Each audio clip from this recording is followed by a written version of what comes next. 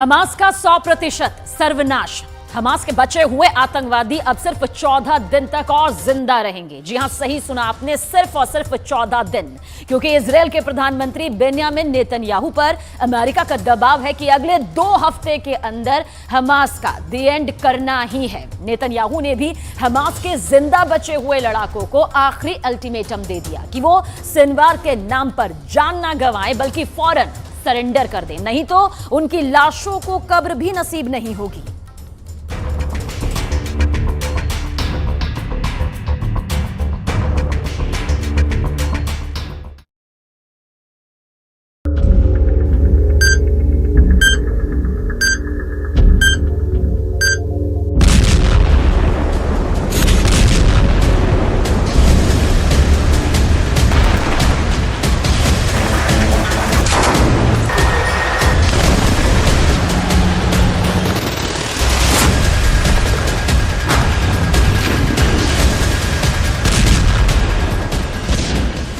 Hamas अब पूरी तरह खल्लास।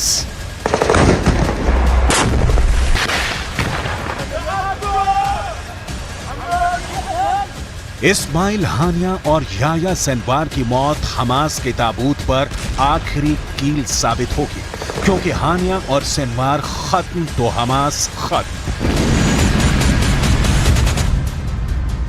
और हमास की 2 एंड की तारीख अब तय हो चुकी है।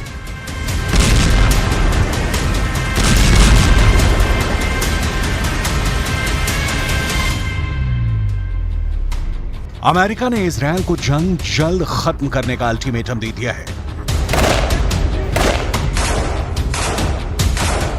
नेतन्याहू ने बता दिया है कि हमास का आखिरी लड़ाका किस दिन मौत के घाट उतारा जाएगा। इजरायल ताल ठोक कर कह रहा है कि बीते 2 महीने में वो हमास के करीब 7,000 लड़ाकों को मौत की नींद सुला चुका है।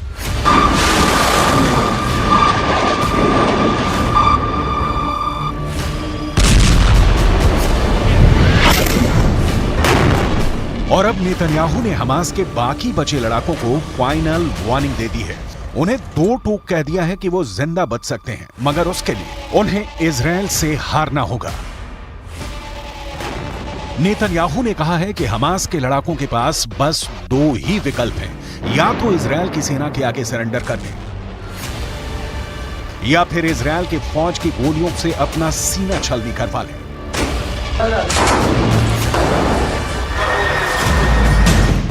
नेतन्याहू का कहना है कि हमास के सैकड़ों लड़ाके इजरायल के चंगुल में हैं। वो या तो इजरायल की सेना के आगे आत्मसमर्पण कर चुके हैं, या फिर इजरायल की फौज के हत्थे चढ़ चुके हैं। בימים האחרונים עשרות מחבלי חמאס נכנעים בפני כוחותינו. הם מניחים את נשקם, הם מוסרים את עצמם לידי לוחמינו הגיבורים. זה ייקח עוד זמן, המלחמה בעיצומה, אבל זה תחילת הסוף של חמאס. ואני אומר למחבלי חמאס, זה נגמר. אל תמותו בשביל סינואר. תיכנו עכשיו. कुछ दिन पहले गाजा पट्टी से हमास के दर्जनों लड़ाकों के इजरायल के आगे घुटने टेकने की तस्वीरें भी सामने आई थी। उन तस्वीरों में हमास के लड़ाकों के शरीर पर अंदरूनी कपड़ों के सिवा कुछ नजर नहीं आया था। वीडियो में वो अपने हथियार फेंकते दिखे, मगर इस बार नेतन्याहू ने खुद अपने मुंह से हमास के लड़ाकों को धमकी दे डाली है कि अगर उन्होंने एक पल की भी देर की तो इस तरह अपनी जान बचाने का मौका भी नहीं मिलेगा।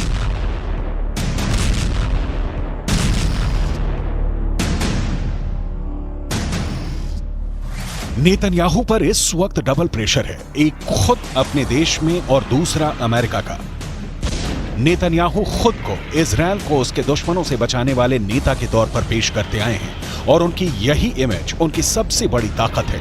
अपनी इसी छवि के दम पर वो लंबे वक्त तक इजरायल की सत्ता संभालने वाले प्रधानमंत्री बने हैं।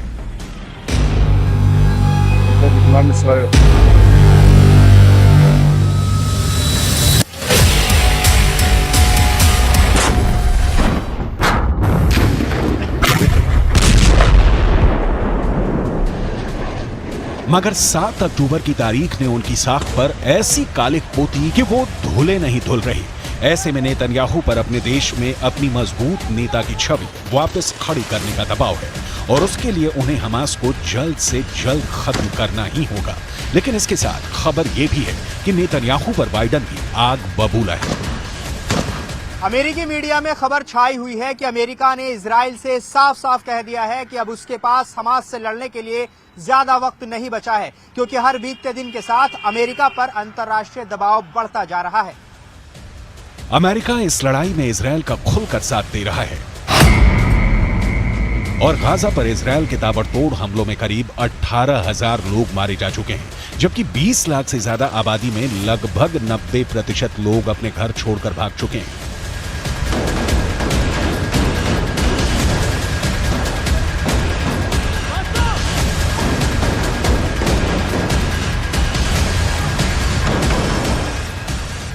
इस वजह से पूरी दुनिया, खास तौर पर मुस्लिम देश, गाजा की तबाही के लिए अमेरिका को कसूरवार ठहरा रहे हैं। कहा जा रहा है कि इसलिए अमेरिका ने इजराइल को दो टूक कह दिया है कि किसी भी सूरत में इसी महीने के आखिर तक युद्ध खत्म हो जाना चाहिए। मगर इजराइल अमेरिका से जनवरी तक की मोहलत मांग रहा है।